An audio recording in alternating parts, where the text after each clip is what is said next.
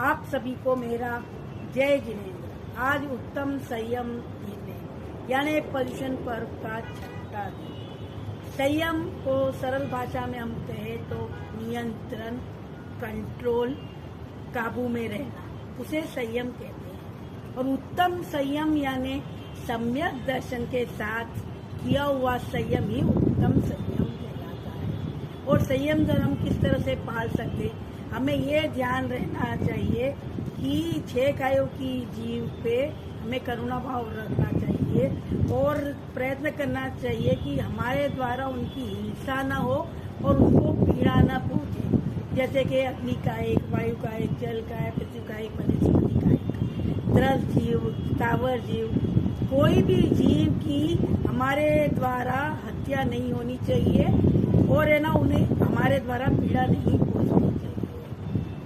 ये हमें हमेशा ध्यान रखना चाहिए। ये तो आप पे भी करुणा भाव रखना चाहिए ताकि मानव जन्म मिला है तो हमें प्रयास करना चाहिए दान धर्म तप के द्वारा आत्मा का कल्याण हो सके ताकि हम पशु और नरक गति में नहीं जाए। पंच इंद्रिय के विषयों में, भोग में, सब में नियंत्रण करना बहुत जरूरी है। पंच इंद्रिय जिन्हें रस, स्पर्श, चक्षु, कान, ये पंच इंद्रियों द्वारा ही हमारे कई पाप होते हैं और यही नियंत्रण में नहीं रहती है।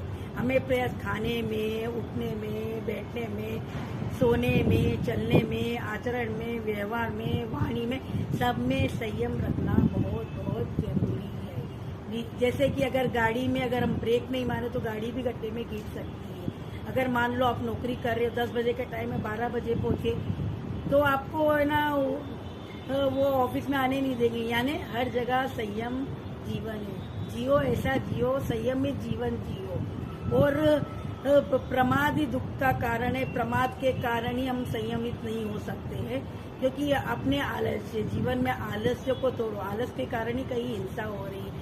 अब जैसे आपने पंखा खोल दिया, लाइट खोल दी, अब है ना बंद करने के लिए जोर आता है तो पंखा बिगड़, मतलब पंखा चल रहा है तो वायु का जीव की हत्या हो रही है, लाइट चल रही तो अग्नि का जीव की हत्या हो रही है। देख के चलो, आपके द्वारा कोई जीव की हिंसा तो नहीं हो रही है।